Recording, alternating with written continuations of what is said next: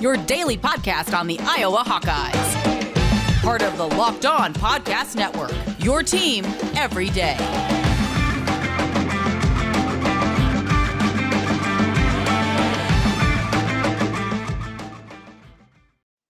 Welcome back, Hawkeye Nation, to a bonus episode of the Locked On Hawkeyes podcast, your daily podcast covering your Iowa Hawkeyes on the Locked On Podcast Network. As always, I am your host, Andrew Wade, and we are back with a bonus episode today. We already dropped the show earlier today, covering everything about the rankings, about Riley Moss, and also talking and doing an analytical deep dive into the Iowa versus Penn State game. What did we learn from that game, especially in regards to Tyler Goodson and his success on the ground and where it came from? We talked about all that on the show this morning, but on today's show, on this afternoon show that you're listening to, we're breaking down everything that's going on with the Iowa basketball team. They recently landed a commit in the class of 2023. Pretty unexpected at this point to get that guy, but then we got him, and it's awesome. We're going to be talking about that. We're also talking about both the press conferences.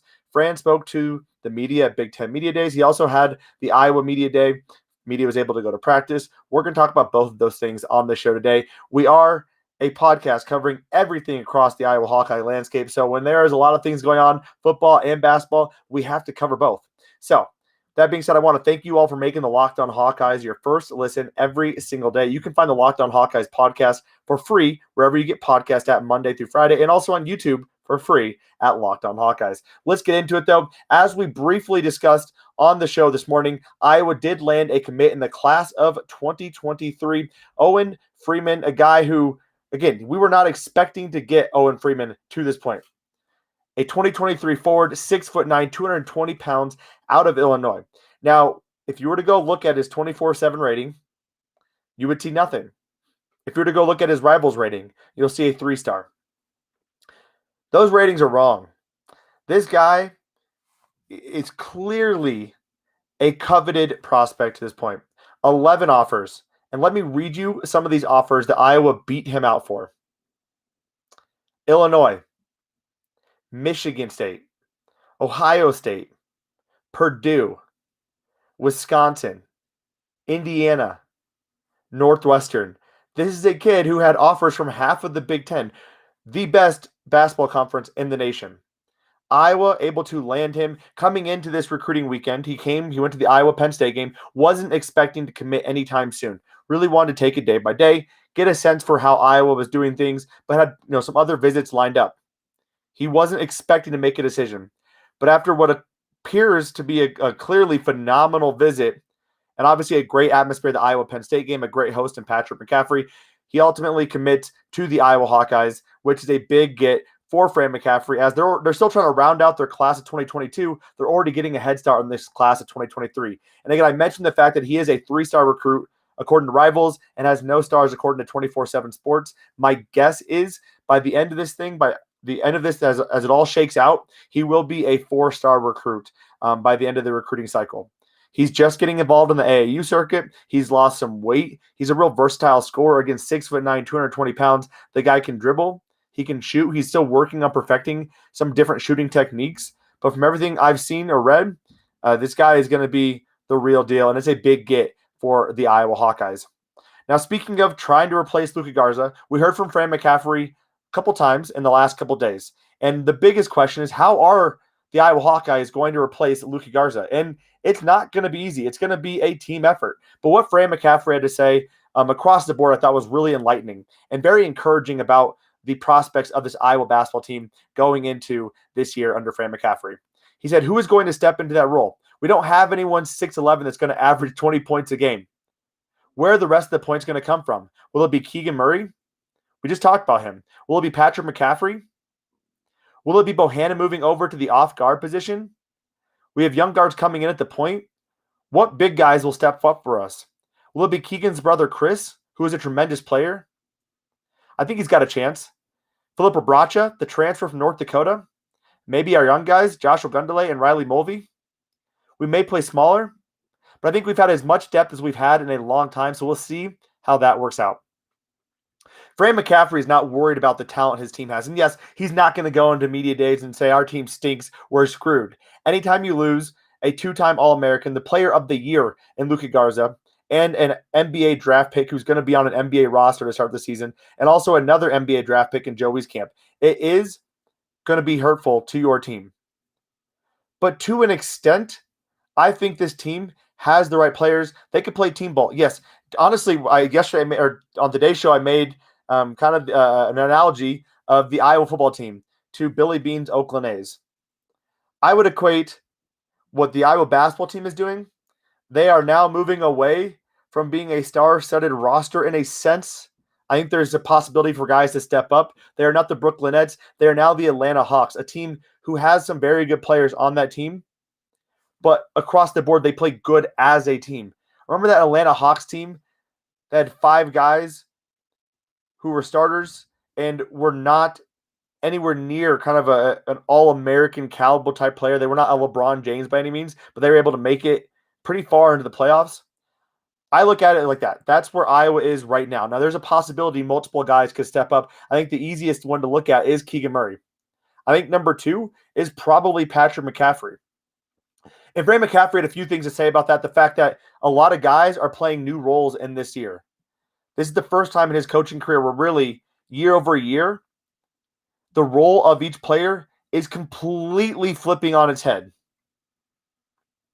Who's going to be that number 1 guy? Who's going to be the number 2 guy? We're going to talk a little bit about that coming up here in a few short moments. I do want to tell you, though, about SweatBlock, because SweatBlock has been revolutionary for my life.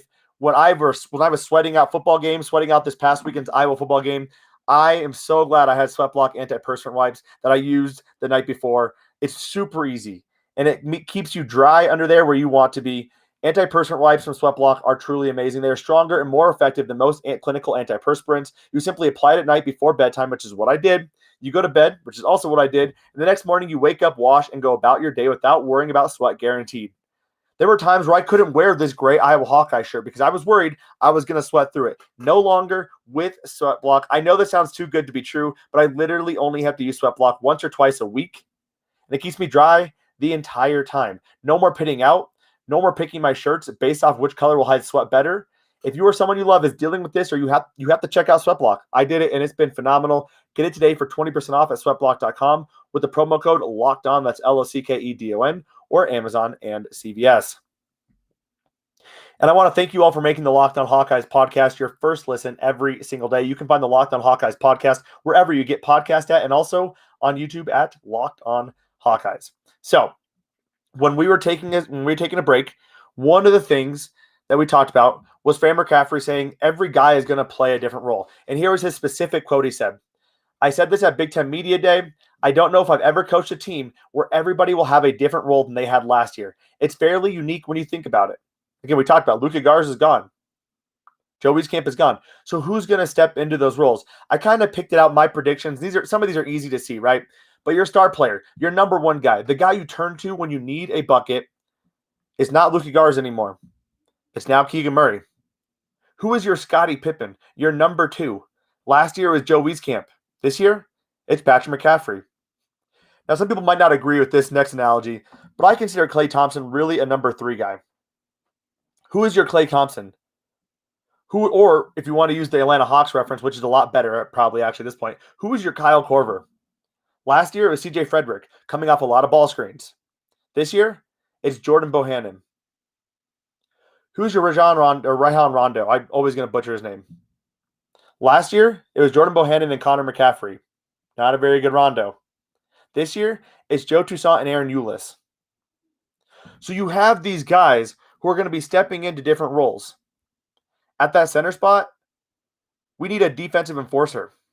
We need guys who can protect the rim. We need guys who are going to get rebounds and can get that put-away bucket. We don't need a big-time scorer. But what I think is going to be really unique about this team is the fact that they can play so many different lineup combinations. And we've talked a little bit about this. What I thought was the best lineup combination coming into this season is Joe Toussaint at the 1, Jordan Bohannon at the 2, Patrick McCaffery at the 3, Keegan Murray at the 4, and Philip Obracha at the 5. That gives you a lot of versatility. It gives you a lot of length and allows you to play very strong defense while also keeping a good shooting presence on the floor. The key to that, though, was Connor going to stay or come off the bench? And it sounds like that is going to be the case. Fran McCaffery said, Connor's role won't change that much. He may be coming off the bench. It would change a little bit there, but he's still going to play 4 positions. Again, this is a guy who can guard 1 through 4. He can also bring the ball up. He can also post up a little bit. He's still going to be the guy, though, that he's constantly talking to guys on the floor and on the bench. Fran McCaffery really looks at Connor McCaffery as kind of a player coach, a guy who's on the floor and can coach up his guys. Connor McCaffery is still going to get probably 15 to 20 minutes, but you can see the evolution of this team. They need Keegan Murray and they need Patrick McCaffery to really step up and own this team. But first and foremost, they need both those guys to be healthy, and it sounds like Patrick McCaffery at this point is not exactly healthy. He said he's had a great summer, but he's had ankle issues since we started. He sprained one, then sprained the other. He has been limited for about 4 or 5 weeks, so we need to get him back out here. Now, again, we talked about this team. Fran McCaffery has talked about it. That is going to be a huge setback if he cannot stay healthy. The one good thing we have going, though, is there is a significant amount of depth, and it allows Iowa to really mix and match the lineups quite a bit. You have 4 guys who could play the point, and arguably a couple others as well. But you have Joe, Jordan, Aaron, and Connor. That shooting guard spot, you got plenty of guys there as well. You have Tony Perkins. You got Jordan Bohannon. You got Peyton Sanford.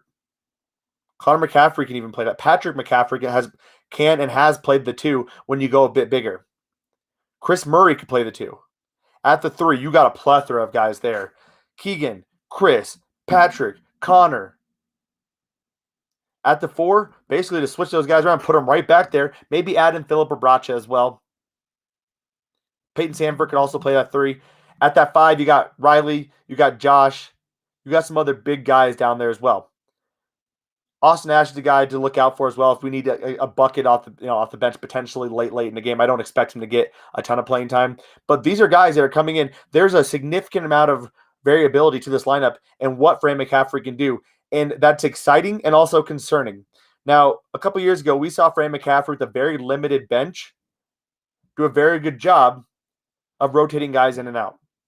Prior to that, I thought one of the knocks on Fran was that he did try too much to get guys in the game, and it ruined the flow of other guys. We saw it with Isaiah Moss. He was unable to get the rhythm of several games and would just sit on the bench for 20 minutes at a time.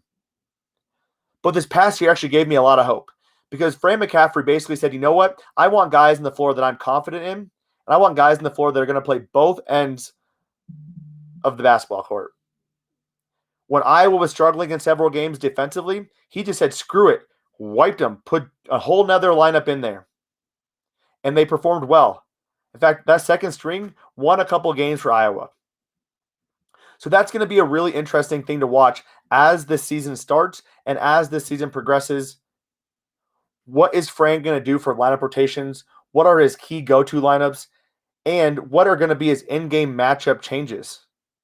Right? When you're playing a team like Illinois where they have Kofi Cockburn, you might go bigger most of that game. But what if going bigger isn't helping you?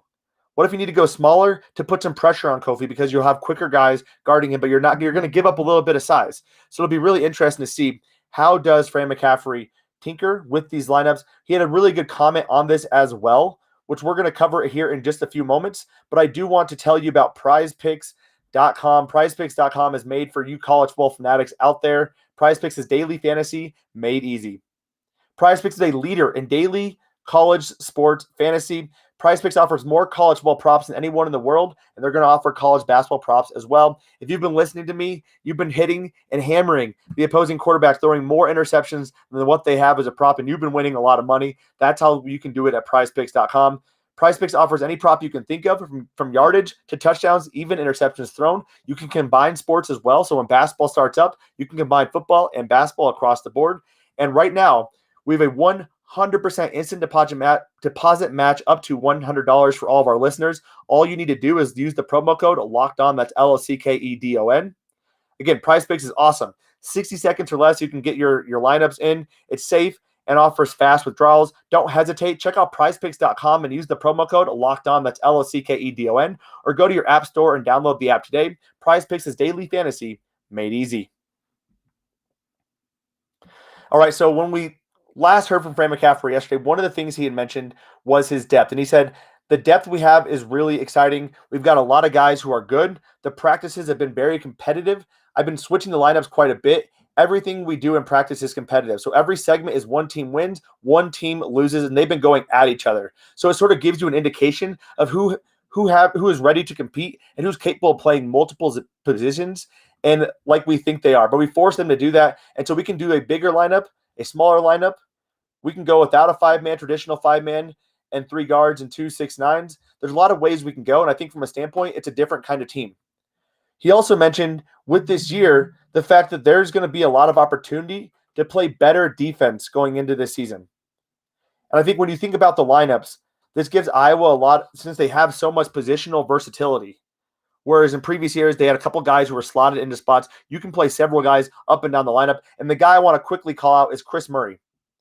Chris is going to be a guy who surprised a lot of people. Last year, it was Keegan Murray. This year, it's going to be Chris. People were constantly in my mentions asking, what is wrong with Chris? Is Chris any good? Is Chris as good as Keegan? Why isn't Chris playing if Keegan's playing? I'll tell you, there's a logjam. When you have a guy like Luka Garza who's going to get 38 minutes a game, and Joe Wieskamp's going to get 34 to 36 minutes a game, and CJ Frederick was going to get 30-something minutes a game, and Jordan Bohannon is going to get 30-something minutes a game. It's tough to get other guys in there, especially when you have a logjam at that 3 and 4 position, which Iowa did have. They no longer have that. And Chris Murray is going to be a big-time role player for this offense and this defense. On Chris, Fran McCaffery said, Chris, I think, is a very good three-point shooter. They can play together with Keegan, he was saying. Like I said, we can be versatile in team in terms of the offense we run, but also how we play defensively. We can switch. We can switch with guard because those two can guard backcourt players, which is not easy in this league. They're both 6'8", both have 6'11" wingspans. It'll be fun watching them both play together this year. People are sleeping on the guys that Iowa has that they have not seen.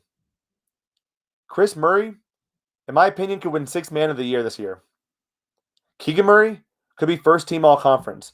Jordan Bohannon is probably going to be third or second team all Big Ten conference. All-conference Big Ten, Wow. He is going to drain threes, having so many open looks coming off of screens. They are going to be force-feeding him the ball there.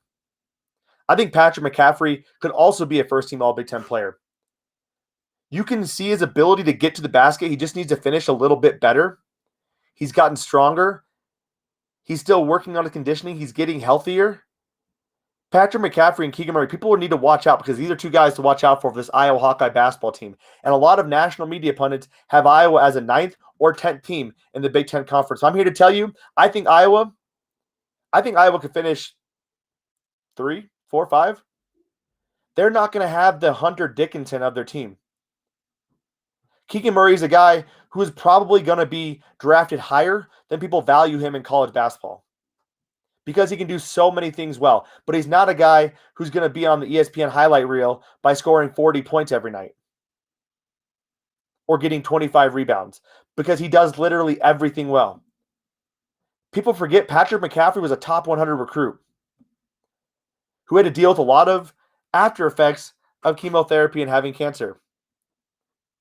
People are sleeping on this team, and you shouldn't be. Joe Toussaint is a guard who can run with any guard in the Big Ten. He can defend any guard in the Big Ten. We even had that level of defense at the point guard position in a very long time from a starter at that point guard position. Now, granted, Joe Toussaint did start 2 years ago.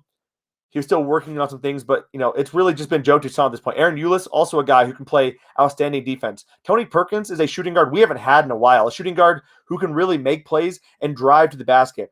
Maybe not as good of an outside shooter, but a guy who can get to the basket. And we didn't have a lot of those guys for a while. Whereas we had a ton of very capable and fantastic three-point shooters. We have a nice mix of guys who can shoot the three, but also can get to the rim and can make a shot for themselves. And with all the motion that they do with the Iowa offense, with how much movement there is, there's going to be a lot of open looks. But what is really exciting me is the fact that we have so much positional versatility defensively. We're going to cause a lot of problems for teams when they're trying to play offense against Iowa's defense. This is not going to be the same Iowa defense. I expect from a KenPom perspective, Iowa's defense should be in the top 25. I completely believe that. How many teams have 3 guys 6'8" or higher, Patrick, Keegan, Chris, who can guard 1 through 5? Who can run with those guys? Not a lot of teams. There's going to be a lot of hands being in the passing lanes. We have some good, sound defensive guys. And you have a Connor McCaffery, a Jordan Bohannon. You got veteran leaders there who can help direct these guys as well. Joe Toussaint has taken that step up to be a veteran leader too. This is going to be a very good defensive team and an offensive team that I think is also going to be above what we are expecting coming into the season after losing several big-time players. That does do it, though, for our bonus episode of the Locked On Hawkeyes podcast. Just a reminder that we will be back tomorrow breaking down everything from the Kirk Ferentz press conference and also the Jeff Braun press conference. We're discussing all that on tomorrow's episode of the Locked On Hawkeyes podcast. If you liked the show, give us that 5-star review. Make sure to subscribe wherever you downloaded this podcast at, and also follow us on YouTube as well. Hit that subscribe button so you can get every single show sent to you. Again, thank you all for tuning into this bonus episode. Thank you again for everything you're doing, all the listenership, all the support, the love. I absolutely appreciate it. Have a phenomenal Tuesday, and as always, Hawkeye Nation.